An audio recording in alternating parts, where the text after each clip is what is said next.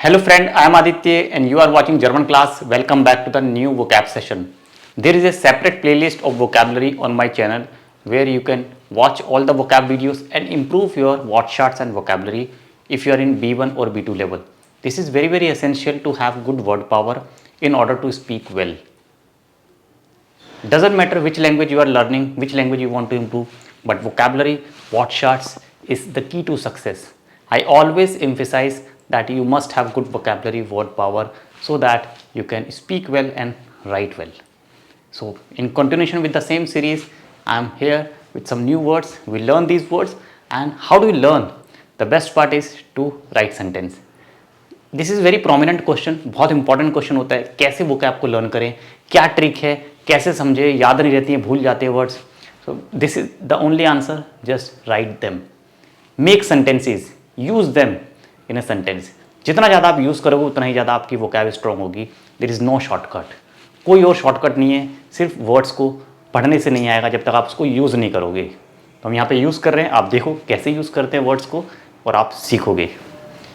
Ungleichheit abbauen. Ungleichheit means inequality.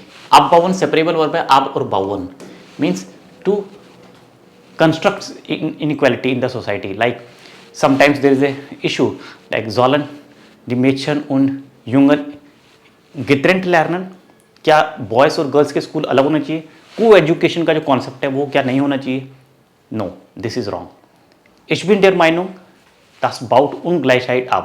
Wenn Jungen und Mädchen in verschiedenen Schulen lernen, अगर boys और girls अलग अलग schools में पढ़ेंगे तो सोसाइटी में क्या होगा? Ungleichheit, इनइक्वालिटी बढ़ेगी. Ungleichheit abbauen, कंस्ट्रक्ट होगी. हम Ungleichheit को फेवर करेंगे. That is wrong.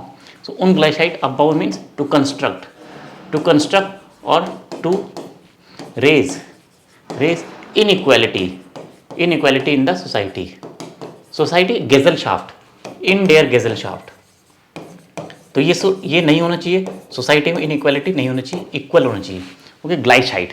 So Ungleichheit abbauen समझ गए. So there are so many other reasons. So with the help of those you can understand. Society में Ungleichheit नहीं होनी चाहिए. Ungleichheit को हमें डिस्करेज करना चाहिए, नॉट एनकरेज करना चाहिए.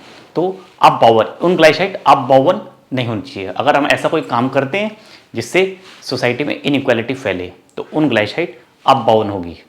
ओके, दी Ungleichheit wird abgebaut. पासिव भी बनेगा. Ungleichheit wird in der Gesellschaft, in the society abgebaut. आप पैसिव वाला वीडियो देख लेना मेरा, पैसिव कैसे बनाते हैं, तो पैसिव भी आप सीख जाओगे. नेक्स्ट है Leistung erbringen.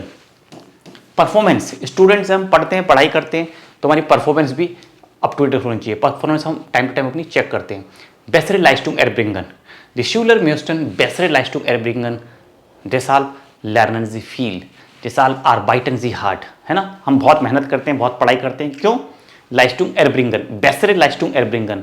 अपनी बेटर Leistung, बेटर परफॉर्मेंस के लिए, परफॉर्मेंस को लेकर आना, सामने लाना. erbringen, to bring forward, सबके सामने लाना, अपनी परफॉर्मेंस को दिखाना, अपने को अच्छा परफॉर्म करना. इसके लिए हम बहुत अच्छे से पढ़ते हैं. सो bessere Leistung erbringen.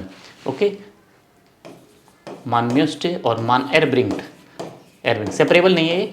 मान एरब्रिंग्ड, बेसरे Leistung, है ना. हर किसी का ड्रीम होता है अच्छी परफॉर्मेंस लाना, चाहे पढ़ाई हो, चाहे काम हो. काम पे भी, वर्क प्लेस पे भी, है ना. आम Arbeitsplatz müsste jede Person, jede Arbeitnehmer bessere Leistung erbringen. Zurückgesetzt, diskriminiert fühlen. डिमेंशन फीलन zurückgesetzt, रिजर्व फील करते, बहुत आइसोलेट फील करते, बहुत डिस्क्रिमिनेट फील करते हैं. कुछ ऐसा हो जाता है जिससे कि लोगों को डिस्क्रिमिनेशन फील होता है.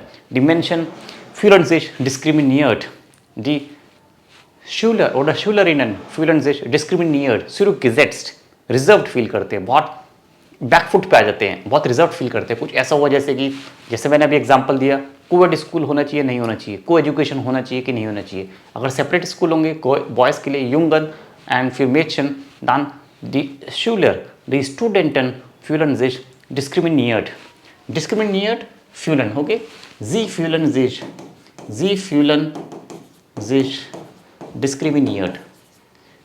Sie fühlen sich diskriminiert. अब आप समझ रहे हो कैसे मैं यूज कर रहा हूँ इन वर्ड्स को. आप देख रहे हो किस तरह से मैं यूज़ कर रहा हूँ ऐसे ही आपको यूज़ करने हैं।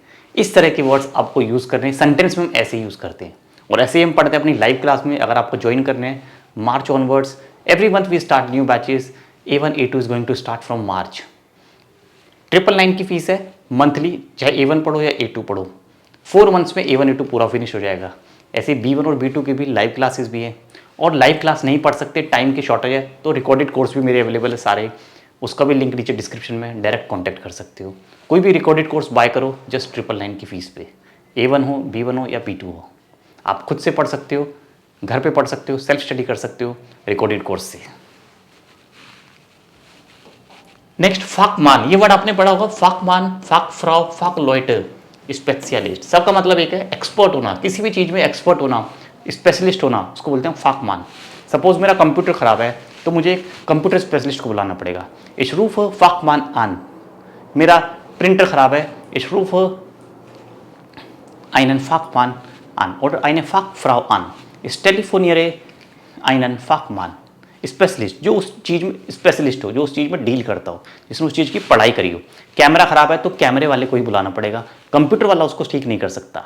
साइकिल खराब है तो साइकिल रिपेयर करने वाले को बुलाना पड़ेगा। एसी खराब है, फ्रिज खराब है, तो उसके अकॉर्डिंग हर एक फील्ड में एक अलग स्पेशलिस्ट होता है। फाकमान, फीमेल है तो फाक फ्राउ। और फाक लॉइटे कॉमन वर्ड है, प्लूरल है, फाक लॉइटे। Ich rufe Fachleute an। Ich telefoniere einen Spezialisten। Specialist बोलते हैं, इंग्लिश वर्ड है ये। उसी तरह से फाकमान, फाक फ्राउ, एक्सपर्ट हो गए, ठीक है।